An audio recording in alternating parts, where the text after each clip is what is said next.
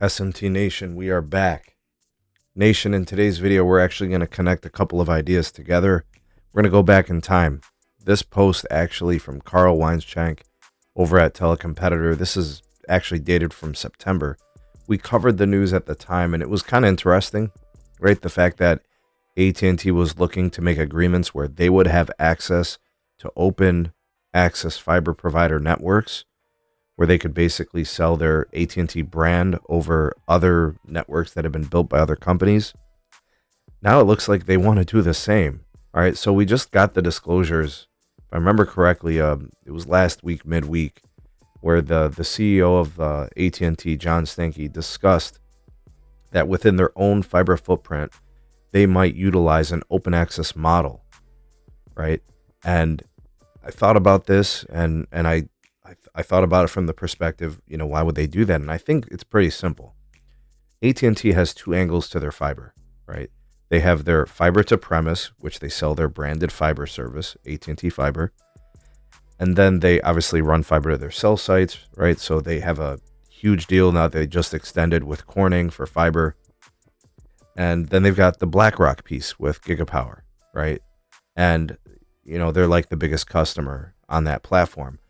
But they're expanding the prospects of, selling their network to other folks on a wholesale lease access kind of agreement process. And I was like really intrigued by this because really what it is, it's the inverse of what you're seeing on the screen, in which AT&T would be gaining the access from other providers' network, right, in their infrastructure. But it makes a lot of sense, right? You're building the network once. You're selling your branded fiber. Let's say AT&T doesn't have a good reputation there. Maybe there's some other brands that want to sell it. Doesn't cost you anything to do it. You let them deal with the customer, right? You let them deal with the drop. You let them deal with the connection, the premise equipment, the ONT, whatever, all that stuff. That's their business, right? And it's just a way to monetize.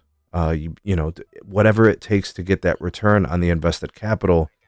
If it ends up having a take rate of 10%, right, over the course of years and decades, it may mean something, right? We have to think about it from that respect. You built the network once, and then you monetize it on the edges as much as you can, as often as you can. And it may only be an incremental revenue add, but it may have success in certain locations. It might. So I think I see the potential in what AT&T is trying to do. And it's the same premise, just inverse of what they announced back in September with like the 4 companies or whatever that they made those deals with. And I think this kind of is what we're going to be seeing in the industry. Companies that build fiber will sell their fiber, whether it's wholesale or it's retail. They will try to monetize as best as possible. And it's just contact points with customers.